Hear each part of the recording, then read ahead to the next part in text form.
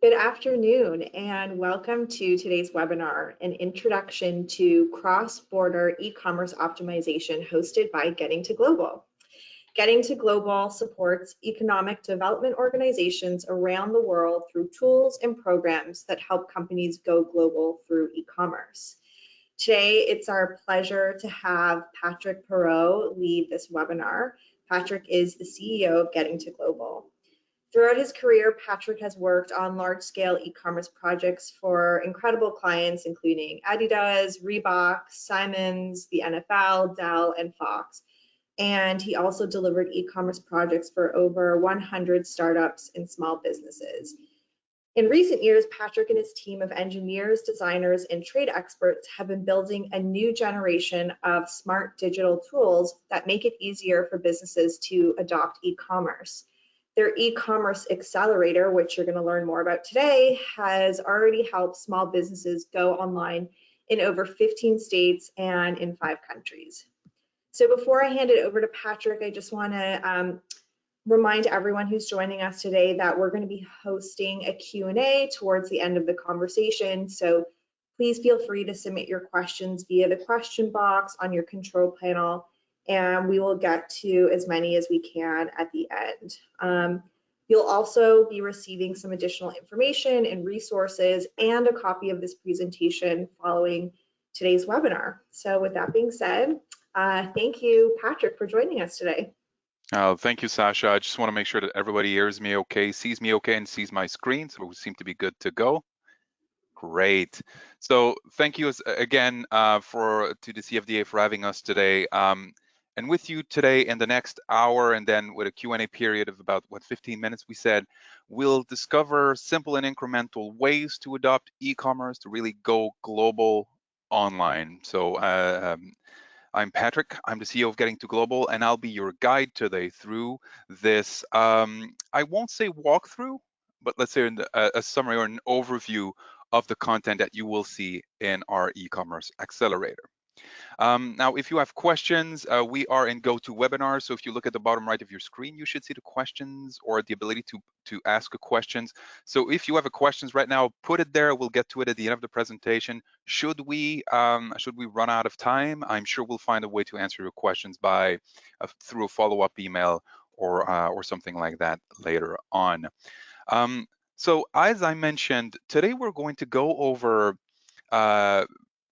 an overview, let's say, of the e-commerce accelerator content that we have. So the e-commerce accelerator is a guided online action plan builder, if you will, that will take you through all the steps of cross-border e-commerce optimization. So to take you from launching your new site to selling to consumers and customers around the world. So we've created a landing page for you. You can go to gettingtoglobal.org/CFDA, and you'll be able to create an account for free on the platform, and you'll have access to it, I think, for 12 months. So go use it, follow along, or go and create your profile afterwards.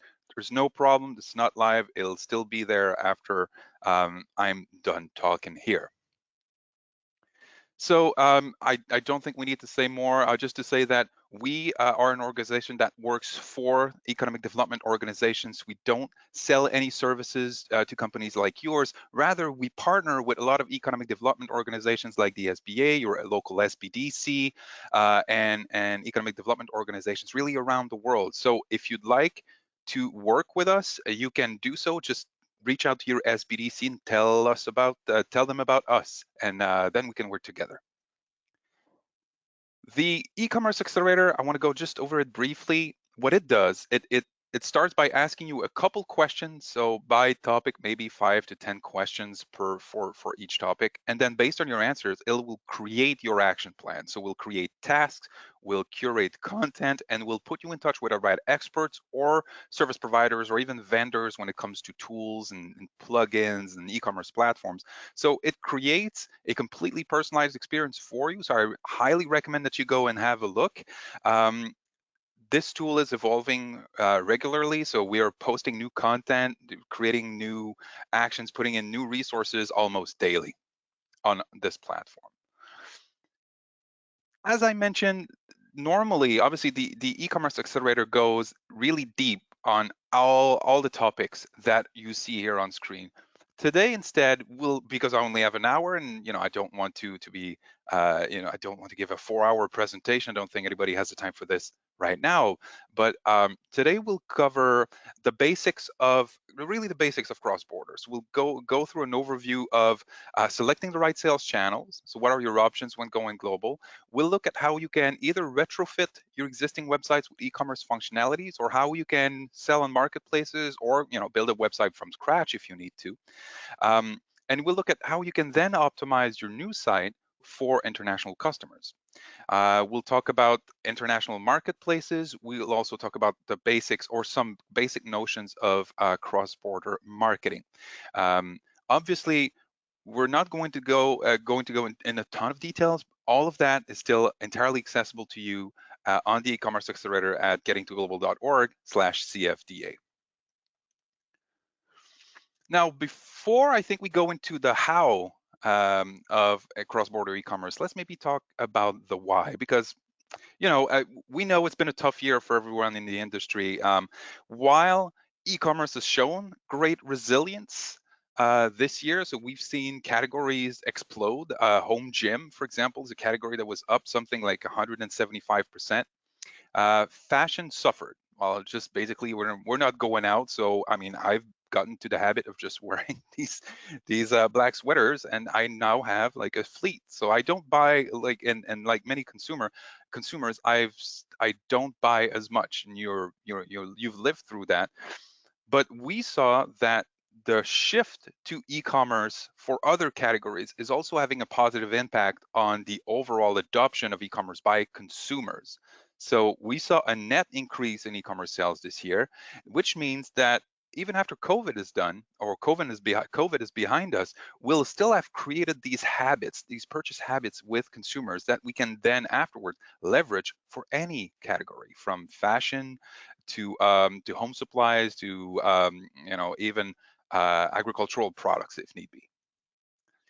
What is truly impressive, however, this year is how the adoption of e-commerce, as even if in categories that are suffered, where the gross sales have gone down, the proportion of e-commerce sales the e-commerce share of fashion sales has increased dramatically. So from I think it's 16% to 30 to 29, so almost it basically doubled in 1 year, which is what we expected to happen over the next 6 years. So that's a huge step up, which is a great opportunity for us that we need to understand how to address. So that's what we'll do later.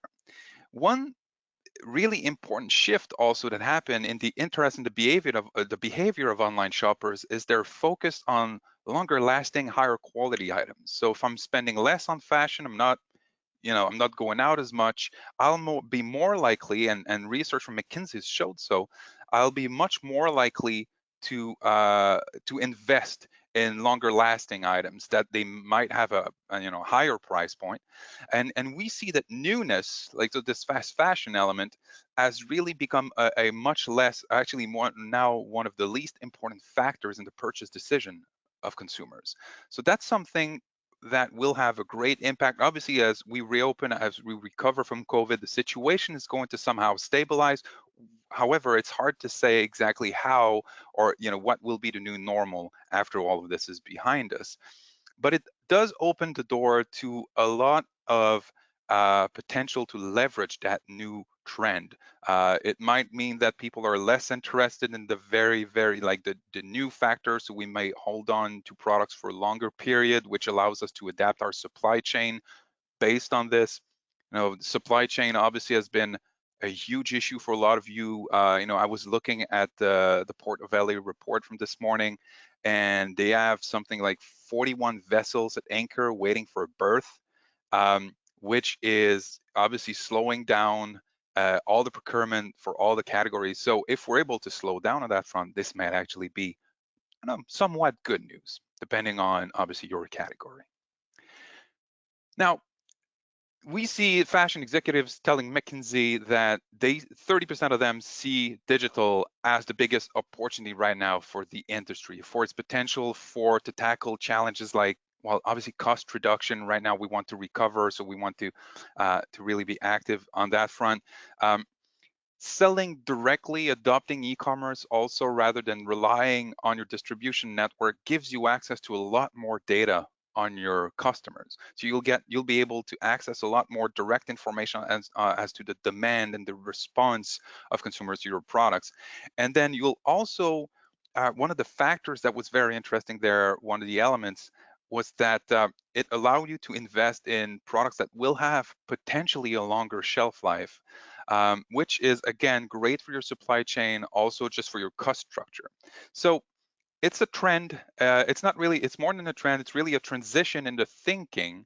So we understand that, yes, e-commerce is here to stay, direct to consumer e-commerce even more so. So now for the rest of the presentation, we'll focus on the first steps, the incremental first steps that you can take to adopt e-commerce. And that's a lesson I learned over 20 years of delivering e-commerce projects.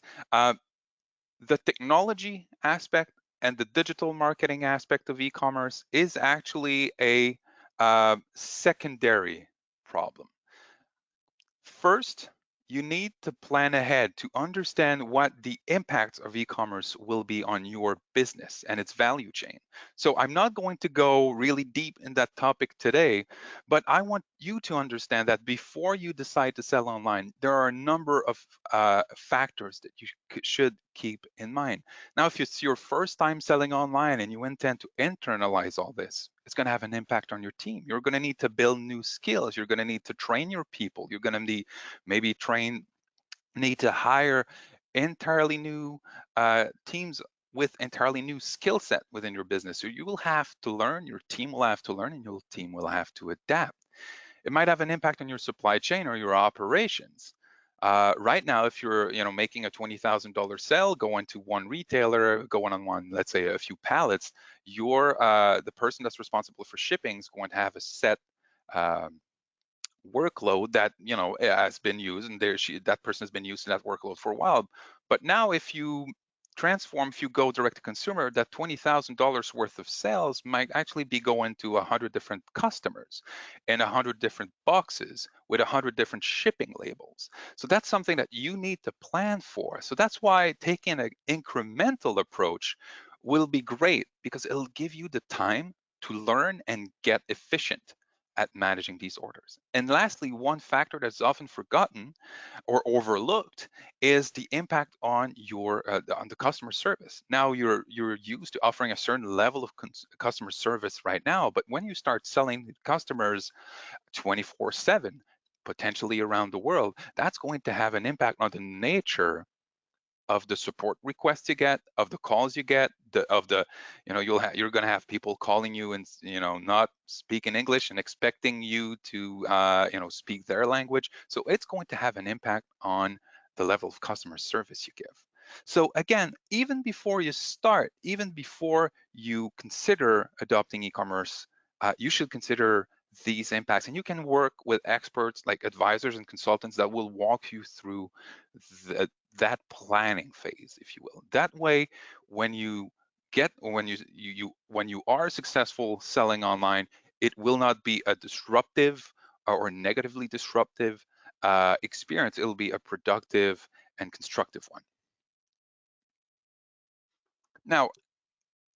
Now that we've made the conscious decision, informed decision, and we're motivated and we're ready to go ahead, we have a few more choices to make, because there are different ways to start selling online.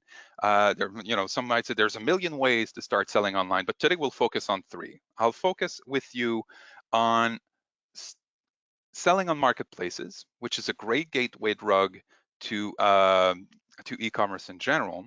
We'll look at how you can use your existing or start from your existing website and retrofit e-commerce functionalities into it, and do it in a way. We'll discover one way that I really like that is very simple.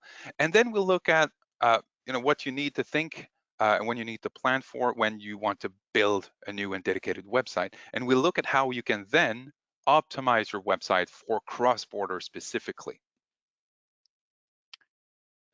Now, I personally love marketplaces, and the primary reason for it is because more than half of all online sales in the US happen on marketplaces. Actually, in China, it's over 90%. More than that, the last number I saw is 95% of online sales in China happens on marketplaces. So they're inevitable. Um, they are a great way to get started at a lowered risk if you're obviously willing to leave some margin on the table there.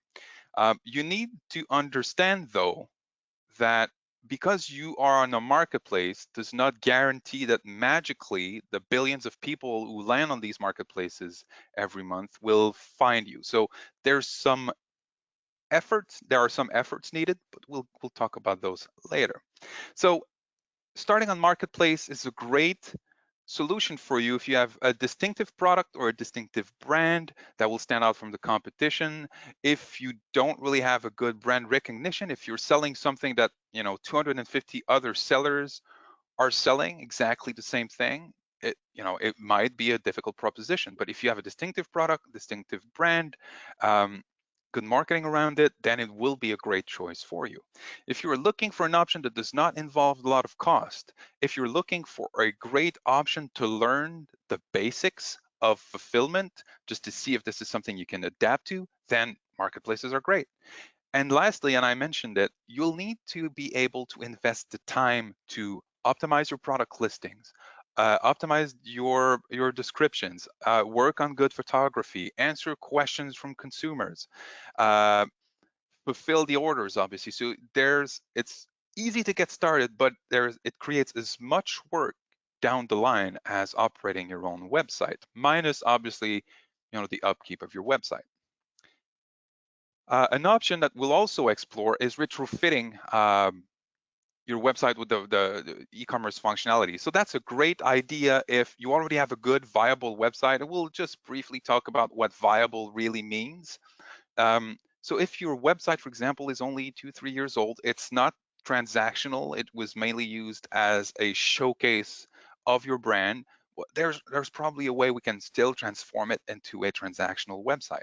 This will take a little bit more tech savvy or internal resources to do it, but it's a project that is usually quite cost effective. And lastly, when it comes to building a brand new site, you should consider this if you don't have a website, or if you have maybe a one pager, like you have a one-page website. It was just literally just you staking a claim on the web for your domain name, basically. But if you have the time, the resources, or the budget to invest in building a new website, this can be a great option if you don't yet have a viable web presence. When it comes to complexity versus cost, obviously the numbers vary a lot. I love marketplaces because the upfront cost, if you're doing it yourself, can be zero. There are firms that will help you for maybe $5,000, $10,000 to get started efficiently on a marketplace. A retrofit, if you do it entirely by yourself, might cost you maybe $500, which would be in this case the cost of the Shopify subscription for that year, actually maybe even less than that. Or you can go and get expert help. And then a new site, obviously if a new site costs you $500, you're obviously doing it yourself. But let's say anywhere around 25,000 and or more, obviously when you're building a new website, sky's the limit, unfortunately. But the good news here is no matter what your budget is, from zero to $250,000, you'll have content that's interesting for you in the accelerator. So no matter if you're small or very large, you'll find interesting information for you. All right, I mentioned that I'm a big fan of marketplaces.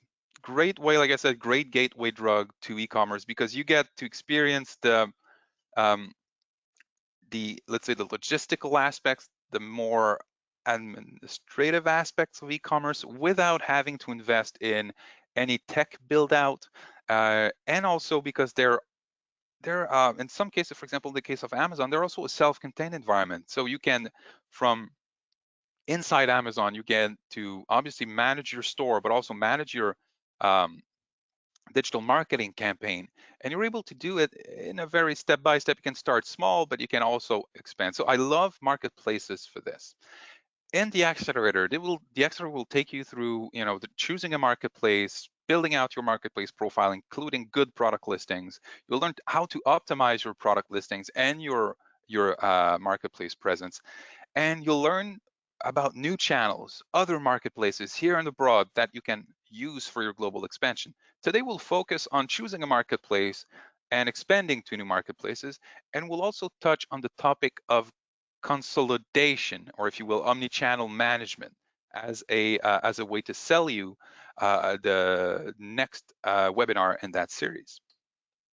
So marketplaces, I used to say there are hundreds of marketplaces in the world. That's not true. There are over 15,000 marketplaces, and they fall in, let's say, three main categories. So the generalist global marketplaces, and Amazon and eBay, Walmart, the behemoths that we know. They on these you will find everything from fishing supplies to swimwear to food. Everything you can find on Amazon or eBay. Then you have these vertical marketplaces or specialized marketplaces. Etsy for handmade goods, Wayfair for home decor, and Clark's if you're ever in the market for a Caterpillar loader, for example, so construction equipment. You have marketplaces for everything, obviously including fashion. And then you have regional and local marketplaces, in some cases also hyper-local marketplaces.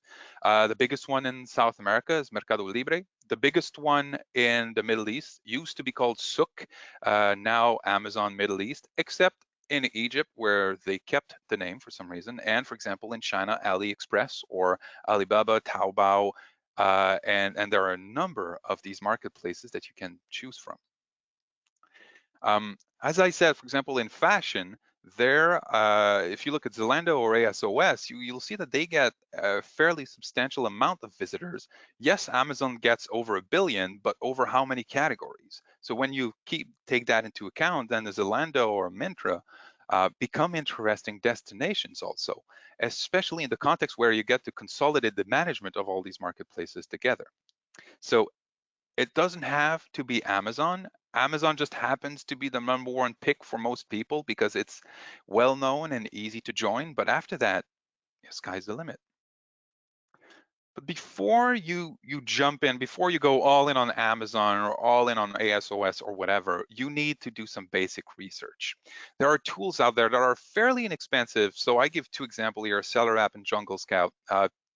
I personally like Jungle Scout a lot. It's easy to use. It's good even for the technically challenged.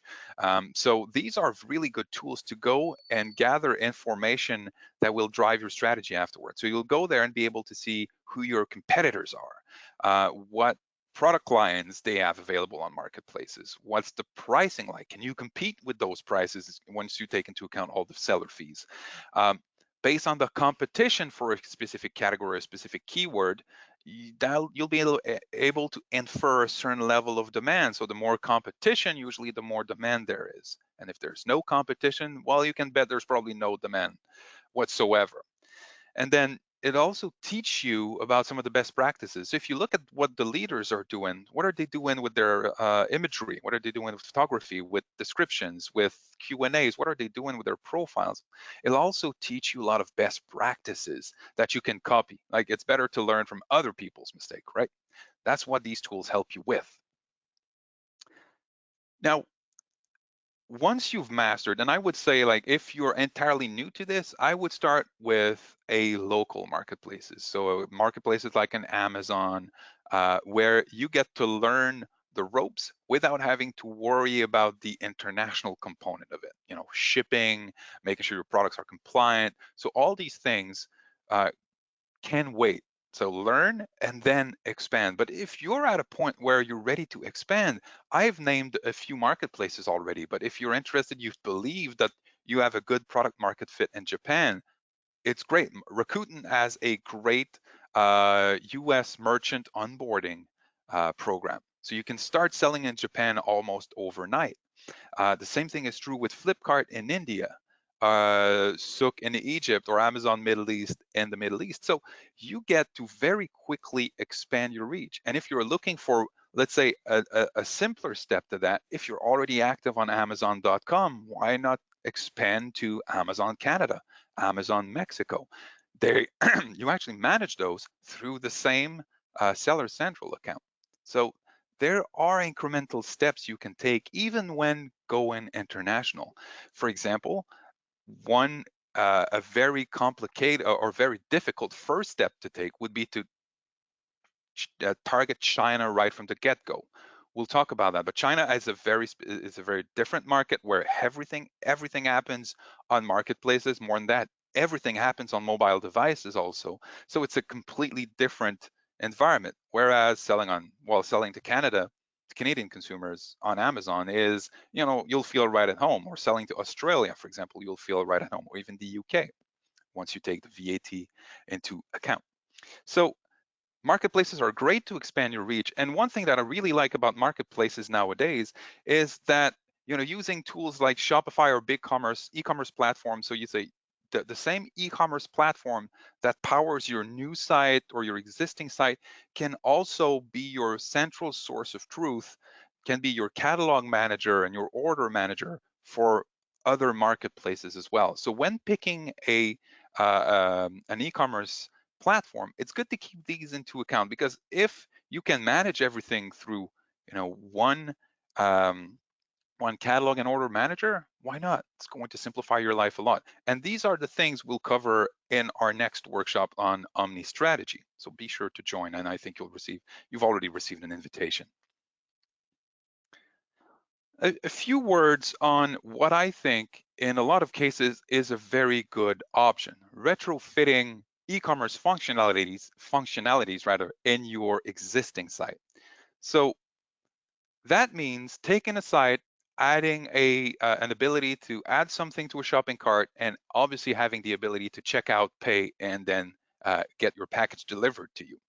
So as I mentioned, retrofitting is a good option if your website is viable. So obviously the example I show here is a little bit over the top, but if your website is not something you're particularly proud of, or it doesn't no longer represents your brand appropriately, or it's hard to manage, or the only programmer that could work on it is long gone, then forget about it. Maybe it's time to replace it. But if you have a website that's either, for example, running on WordPress, that has a recent design, that you're still able to manage by yourself, that you feel comfortable and confident with, then what you can consider, for example, using something like Shopify buy buttons.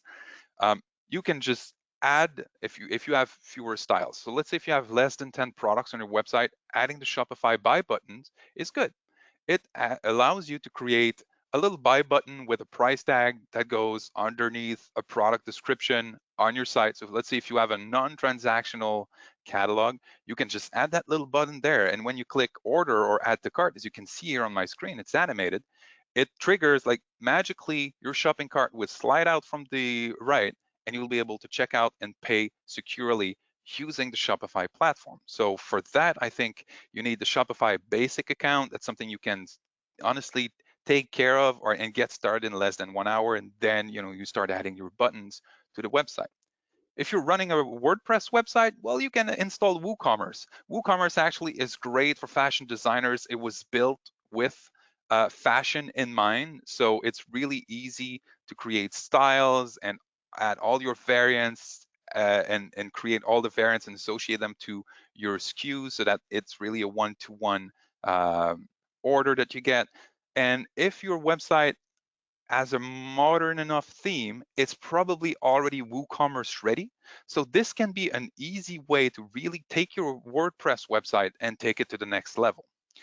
And if you are among a lot of smaller fashion designers or smaller brands out there that is using Squarespace or Wix, for example, these platforms, since I think a couple years ago now have the ability to create a store on the platform. So Wix lets you add what they call an online store, and Squarespace just lets you activate the e-commerce functionality. So it's going to add a few dollars to your bill, and you may need to update your theme and pick one that is e-commerce ready. But if you're on these two platforms, you're almost ready to go as well. So these are 3 options to very simply start selling online from your existing assets, which is, again, extremely cost effective. So let's say you've either built your website, and by the way, the building your own website from scratch module is directly in the accelerator. This would have taken probably just an hour going over this. So we're skipping over that part for today, if you'll allow me. When you're ready, when you think, listen, my site is great. It's a great tool for selling to domestic consumers. I'm ready to take it to the next level. I'm ready to go global. There are a few easy steps that you can take to make your website a global e-commerce ready. And it doesn't have to be complicated. It doesn't have to break the bank. Actually, there are many new plugins out there, new services that help you get rid of all the complexity and all the idiosyncrasies of global trade or global e-commerce. But before you start optimizing your site, it's good to know who you should optimize it for. Well, obviously, if you have a target market in mind, let's say you want to start selling to the UK or to Germany, well, obviously you want to optimize your content for the German and the English market or the British market. But if you don't really have an answer for that yet, well, you can go, and on the accelerator, there are tools that allow you to gauge what the demand is for the fashion industry at large in different markets. But you can also go into your Google Analytics account and access 2 reports. Access the geo report to see where your visitors are coming from now. So for example, as you can see here on the left is the geo report. So you can see, like, you might discover, for example, that almost 10% of our visitors are coming from the UK, but they are not converting. So this gives you right there a bit of an answer. It's like, if I could do a better job at converting visitors from the United Kingdom, I could increase my online sales by almost 10%. So that's worth noting. So you can use that report to see where they're coming from, and then you can use the demographics report to see who they are. Is my demographic profile for international customers the same as my domestic customers? And if not, what can I learn from that? How can I adapt my messaging, my photography, my product descriptions, my product selection to better serve that market? So that's going to provide you with a lot of answers. Now you can work with consultants that will also help you with that. They'll do, they might go a little bit deeper. They might help you access, all these Euromonitor reports that we, dream about at night because they're too expensive to buy when we're alone. So you can work with professionals to have access to that level of insights. But just using Google Analytics is already a great and free tool to do something similar. Now, you've identified interesting markets. You've identified markets where you believe there are opportunities, but you need to then make sure that your website is a welcoming destination for these consumers you're targeting. In fact, a recent study, stats shared by Shopify earlier this year, I think in June, said that up to 75% of shoppers won't consider buying from your site if it isn't in their language. Don't panic. That's a little bit scary in terms of stat. Yes, I agree. But our experience and research also has shown that you don't have to translate the entirety of your website to generate or to get to that 80-20 rule of conversion. So you can, with little effort, achieve 2/3 or even 80% of your conversion potential by simply welcoming international visitors in their language. We call that a welcome mat. And a welcome mat, as you can see here from the ProDNA skincare website that we helped internationalize about a year ago now. When you land from, let's say, Germany, we'll welcome you with a message saying, "Hey, welcome, German customers. Yes, we deliver to Germany. We still have the 60-day money-back guarantee, and we'll take care of duties and taxes for you, calculated at checkout. So no bad surprises." And that message really just sends, it's a welcoming message. We're happy to have you. And it also alleviates all the fears that international shoppers may have when visiting your site. Am I going to get hit with duties and taxes? How long will it take for it to be delivered? Do you deliver to my country? How do returns work? So by just putting that little welcome message there, and then they can be on their way to your site that's entirely in English, but they'll, we see that you can reach to 2/3 to 80% of your conversion potential with just that. And this is a few hours of work, and maybe you get, a one paragraph translated to what, 8, 10 languages, which is something that you can probably do for, less than $1,000, $2,000. One thing to stay away from, auto translation. Like, I know Google has nifty little tools that allow you to, or allow your visitor to translate your website automatically. It's getting better every day. It's still not at a point where it's doing a good sales pitch for you. So you should, if you want to translate your entire website, go to a professional and use one of the localization plugins. So WPML is the #1 plugin for WordPress and WooCommerce. Langify, for example, or Weglot are options for Shopify and BigCommerce, for example. So language is really about quality, and you should really keep that in mind. Displaying and capturing payment in the local currency of your visitor. That's, again, really easy to do these days, especially if you're on a platform like BigCommerce and Shopify. You can have a little cool, like, for example, like Zono's Hello, I believe, is their plugin for Shopify and BigCommerce and WooCommerce. What it does, it magically, it actually has a welcome mat in itself. So it'll say, hey, welcome, all the prices are now shown in euros or in yen or in Canadian dollars, for example. And it'll take care of that currency conversion on the fly for you. And it even takes it one step further, because it allows you to round up those numbers to a number that looks good and that looks deliberate, which again helps with your conversion. You should know, however, you should know that showing prices in the local currency does not necessarily equate capturing payment in that local currency. So if I'm looking at a price that's 170 euros, I might end up paying $182 or seeing $182 US on my credit card statement. So if you haven't activated international checkout in, for example, Shopify, that's what's going to happen. So you might want to explain to your customers that, the prices are displayed in their local currency, but they're going to pay in US dollars, just to avoid any bad surprise. Talking about bad surprise, what's the #1 bad surprise with for international customers? Duties and taxes. And I use that example a lot. So you've ordered something from, I don't know, France, and you've been waiting for it for 2 whole weeks. You cannot wait to have whatever you've ordered. And you see the DHL person, walk to your door, rings the bell, you're all excited, you open the door, and instead of being handed the package, you get handled what? You get handled the payment terminal, because you need to pay an extra, 25, 30, and sometimes even more than that, let's say up to 100% extra in import duties and sales taxes. So you, as the merchant, you need to address this, because it's also the #1 source of international returns. Well, maybe not in fashion, I should look into that. But overall, it's the #1 source of international returns. And international returns, they're bad because they are expensive. So how can we address this?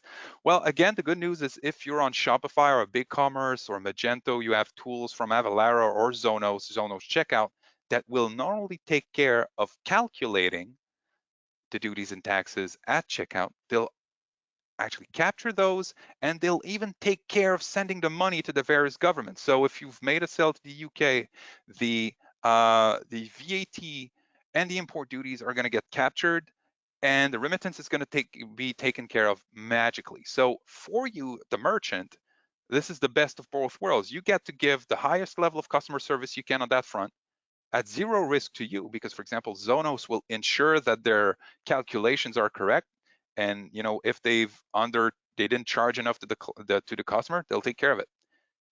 So it takes care of the risk, and it takes care of all the hassle of having to register for VAT, for example, in the UK, register for HST in Canada, VAT in Australia, and there's 100 more countries like that I can name. So very easy nowadays, if you're on a leading platform like Shopify, BigCommerce, or Woo, to put this thing here on autopilot, which was the #1 pain point, up until a few years ago. Like I said before, focus on clarity. Make sure that if you have a return policy for international shoppers, that it's obvious. Make sure that if you are not shipping to a country, that it's obvious. Make sure that if you are not capturing duties and taxes, that it's obvious. That's one way you'll manage your customers' expectation, offer them a better experience. And on top of that, if you're opening your website to a new country, make sure you can field customer requests either in the local language, or make sure that at least it's clear to these shoppers, to these customers, that they will be served in English. Because if, for example, someone from France or German customers, although they most likely speak English, they will expect to be spoken to or addressed in French or German. Cross-border marketing. This one here is was difficult to assemble, because in 19 minutes I should have been able to cover what we usually will cover in 3 or 4 workshops of 2 hours each. Marketing is a very, very broad topic. So today we'll cover some of the very basics of cross-border marketing. Just an overview of what you'll see on the platform.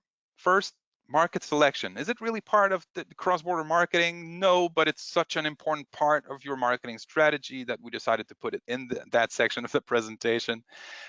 Is product adaptation part of marketing? Well, it's a philosophical debate, but I certainly think it does. And then the last aspect that we'll cover today is marketing channel selection. So what are the channels that you should consider when entering a new market? It requires a fair amount of planning to do it properly. Beyond that, I would say that this is where you should seek professional help, in-country expertise, when you're really serious about a specific market. But let's get going. Selecting export markets is in itself a project. You can look at where your customers are coming from today. You could see where your direct competitors are already selling, which is a great way to learn from their mistakes. If they've been, like, a competitor of yours has been selling internationally for years, you can expect to learn a lot from where they stayed and where they doubled down. So some elements to consider when selecting or looking at potential exports markets are, well, obviously language. We see a lot of retailers, fashion designers thinking, all right, I'm going to go to China, like 1.5 billion people. How can I possibly fail? It's just the law of big numbers is doing the trick for me. But it's actually one of the hardest market to enter. Obviously, there's the language barrier, there's the cultural barriers, there are logistical barriers, there rules and regulations you keep in mind. But language is the number one. And when you look at language, let's say you want to stay, like, I want to sell to English-speaking markets. Well, there are very compatible markets right around Canada, right around the corner, United Kingdom, Australia. These are, once we start talking to companies, no matter what the category, they realize quickly that, oh, you know what, for 10% of the investment that it would require me to start selling in South Korea or Japan, I can start selling in Canada and actually probably make more or generate more sales, because my brand may already have a small footprint over there. Same thing in the UK, same thing in Australia, the Commonwealth. Now, I mentioned cultural compatibility. I worked with a designer of swimwear, swimsuits, bikinis, that wanted to start selling in the Middle East. Now, in the Middle East, certain markets were receptive to the products and other were clearly not. So culture plays an important role on both the products, your photography, and how you present your brand. And some companies, for example, will just rebrand when going into a new market. Say, yes, there's a good product market fit, but we realize that the product itself is more attractive than the brand. So maybe we should create a local brand, which obviously requires investment. Market size, obviously, that's why China is the #1 destination of everybody we start working with. Localization efforts required. And localization here, I mentioned, is a lot more than just translating content. It can be localizing your photography. So if you're selling to India, for example, Indian consumers might prefer to see Indian models. The same thing goes for if you're selling to the Middle East. In some cases, absolutely not. It really depends on who your target market is. So, but localization goes a lot further than just translating, content text content, might have to replace your videos, might have to replace photos, might just need to localize your entire brand experience even. Purchasing power. If you're selling a product that's that is at a higher price point, yes, for example, if you're selling to the, let's call it the upper class in a country like China, even though it's a small percentage, it's still like many tens of millions of people, if not hundreds of people, of millions of people. But if you're selling to much smaller countries, then your market segment with the high end of purchasing power might be too small. Competitiveness.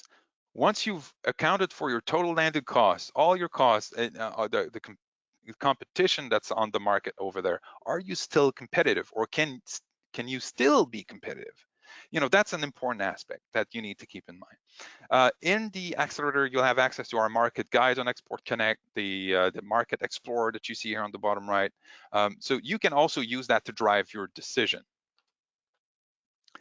One thing that I really like to do with marketplaces is test international markets. So it's really easy to get started on Rakuten, for example. You can do it in a matter of a few days. It's easy to start selling on Flipkart.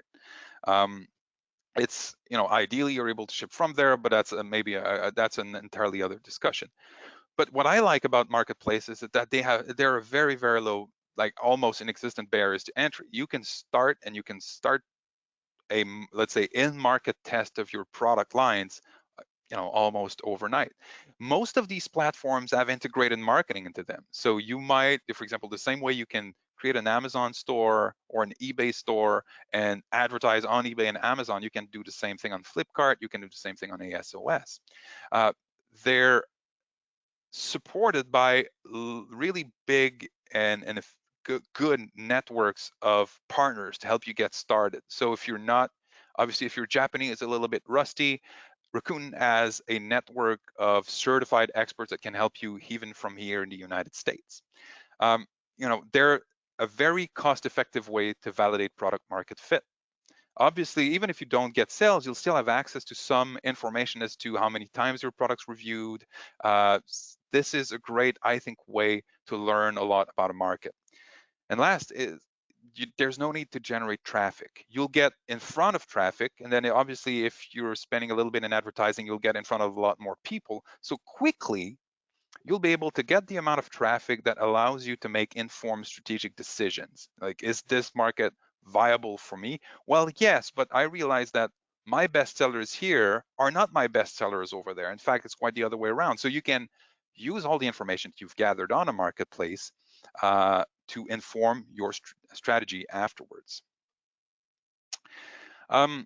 Adapting your products, obviously, it goes beyond translating the content and making sure that all your information is available in the local language. It might mean focusing on specific categories, specific lines.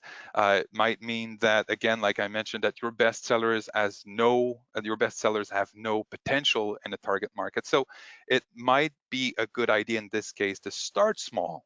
Start with those products that you feel have the most potential and then expand as you're learning. This way, you'll be investing a lot less effort and you'll be learning a lot more. So you can take a very structured approach to your learning there. The number one thing is adapting photography. And here I wish I could tell you, like, I know we have a guide somewhere that goes country by country, and it's in the resources in the accelerator. Depending on the country you're selling to, some will love having American models, but in some markets, they'll want to have local talent, if you will. In certain markets, they will prefer seeing, for example, clothes on a mannequin rather than a real life model, just because it's more culturally acceptable over there. So it's good to really do your research in that front. Look at what the major or the leading brands are doing. Look at what you can learn from, for example, what Louis Vuitton is doing in China, where it's a mix of, well-known Western figures and local talent, local stars or local influencers. You need to look at what other people are doing rather than, in this case, trial and error. You can actually get burned that way. So it's better to learn from others. Now we have about 10 minutes left, so that's good. Marketing channel selection. if you're selling online here, you'll go to your, the obvious selection. You'll advertise on Facebook and Instagram. You might be active and invest in your social presence on TikTok or, any of these social networks. And you can assume that a similar strategy and a similar mix of channels will work in, a country like Mexico or a country like Canada. So, for example, if you look at Google's penetration in Canada and the US and Mexico is very similar, and the mix itself is also similar. But if you look, for example, at other countries, if you just look at China, because actually the Google domination holds true in a lot of the more interesting markets for our partners usually. But if you look at China, about 70% of all search traffic and search advertising spend is on Baidu. Google has basically no market presence, like a marginal presence, I believe, in Hong Kong, and that's it.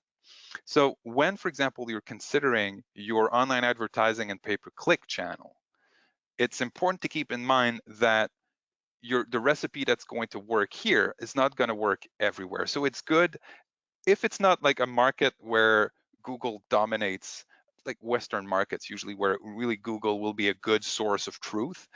You should also consider hiring experts in these markets where that doesn't hold true. Social media.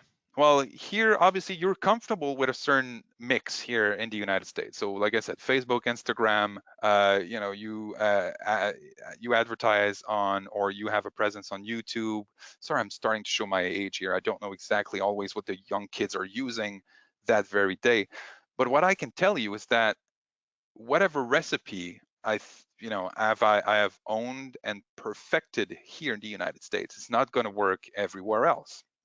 It's going to hold true in a lot of the markets that we're comfortable with, or UK, Canada, France, Germany, Australia. These are very similar, but when it comes to China, you'll see that their landscape over there is radically different.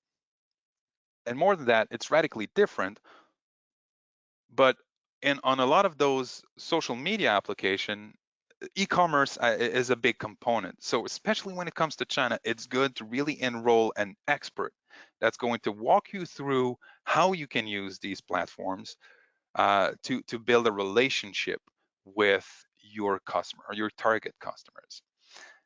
However, even if you want to build a relationship between your brand and consumers, especially in Asia, especially in China, it might be a better idea to invest in key opinion leaders and influencers. That is the number one thing I think you need to remember about the Chinese social media landscape here, is that it's dominated by these influencers. Because you see, more than half of consumers in China will go to these social platforms. They'll go see their, the personalities that they follow to gain brand awareness or to learn about brands. So if they're being introduced to a brand by an influencer, it's going to stick. And half of their purchase decision or half of their purchase process starts on these social channels. So it's really important to remember that. And the biggest thing, the fastest growing trend in China right now is live streaming e-commerce. You see two examples here. It generates $60 billion of sales annually, and it's been growing triple digits. So in this case, you see influencers going live the same way someone would go live here on Facebook, but all they're doing is, well, it's basically a homebrew QVC, but it's growing so fast that it's becoming really just, it's a phenomenon. It's more than a trend at this point. So you should really work when you're going into these markets, especially the Chinese market. That's worth talking to an expert about all these trends, because what was true 6 months ago is probably completely outdated by now. So you'll need experts on the ground to help you navigate this.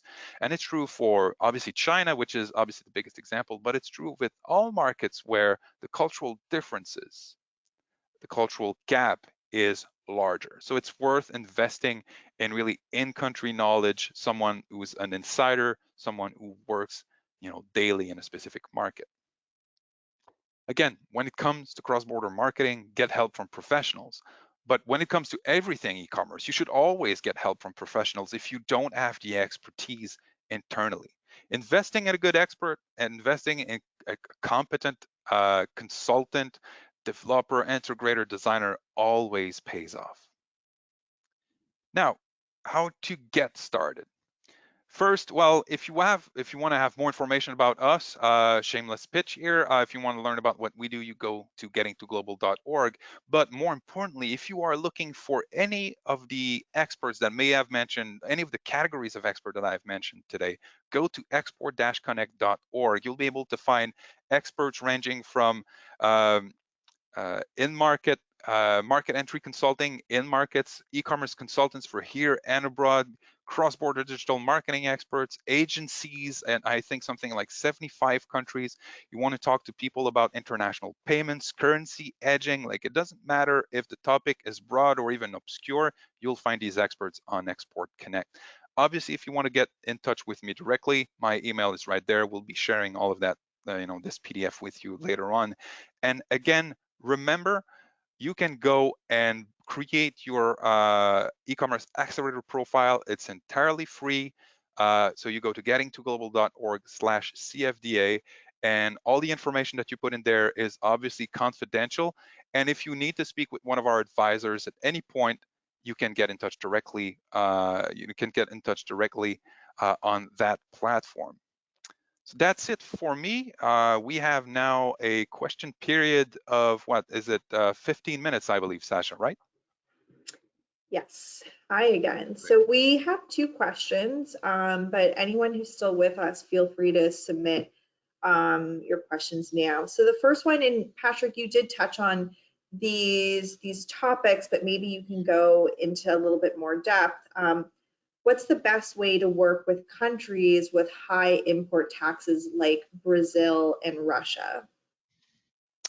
Well, Brazil is probably the worst case scenario here, because every time you send something to Brazil, they'll have like 15 different fees that apply, from like an national import duty to like hyper local sustainable development related levies. In this case, well, the first thing you should do is really work with an e-commerce expert over there. There are ways, for example, that you could warehouse part of your products in a country where let's say Russia or Brazil may have a free trade agreement, and all you can do is like have part of your product and have some level of assembly done over there. You can work with distributors, and also you can, well, Russia and Brazil a little bit less so, but working with an expert, you're able to identify if there are markets where you can send or you can reduce your average order value so that always flies under the de minimis. Like, I'm not an expert in the Russian market specifically, but really, like, the first thing you should do is speak with experts. Either, for example, I know the people at Alba Wheels Up, if you're in California, are an amazing resource for this. They're an encyclopedia of all these strategies. But really, it starts with having a good expert in country that can, do all sorts of tariff optimization also. As a follow-up to that question, do you have any advice on where people can find those types of facilities or connect with these local experts? Well, Export Connect is the number one source. I mean, we're working with the state international development organizations and the International Trade Administration on that program. So I think the last time I checked, we had like 1,500 experts and resources on the platform. And if you cannot find anything, we do actually offer a service where we'll help you find an expert. That's free to you. That's obviously that's not free for the expert over there, but we can actually help you find this kind of expert. But exportconnect.org is where you should start your journey. Awesome, thank you. The next question is about international tax calculations, which you did cover as well. Are those calculations automatic, or do you need to find some sort of plugin for your website?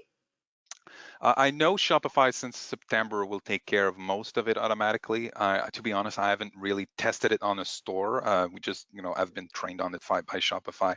But for example, if you've installed Zono's checkout, then that plugin will take care of the calculation itself. It will actually take care of what we call classification as well. So to each product has an import code, if you will, in a number of different countries. So they all share the same 6 digits, but then each country adds 4 to 6 extra digits. So it starts with classification, classifying your product properly. So if you look at a product like Zonos, yep, it'll take care not only of classification, but it'll calculate the duty rate, it'll calculate the amount, and it'll calculate the sales taxes that you need to capture, and it'll all do that based on basically it's based on obviously the value of the order, the HS code, and I believe it also takes into account the amount of shipping. But really, what you should do, especially if you have multiple products over multiple categories, is try and go with these platforms that'll do it for you. And actually, a lot of these platforms, like I believe Avalara and Zonos, also have a dashboard where you can go and create manual calculations. But these calculations are basically ask you a few questions. They go really step by step so that you understand the structure, let's say the financial structure of the final landed cost there. Those are all of our questions, Patrick. I think your presentation was fantastic and covered a lot. So like we said, we'll be following up with some additional resources, links to websites, and Patrick's contact information if you want to get a hold of him directly. We do have another workshop on the calendar for March 18th. I'll send through the registration link if you're interested in attending that. And there's more to come with Getting to Global. So thank you so much, Patrick, for your time and your expertise today. Thank you for the invitation. It was great talking to you, and I hope as many of you will, as possible, will register for that next workshop. Absolutely. Thank you. Thanks everyone for joining. Bye-bye. Take care.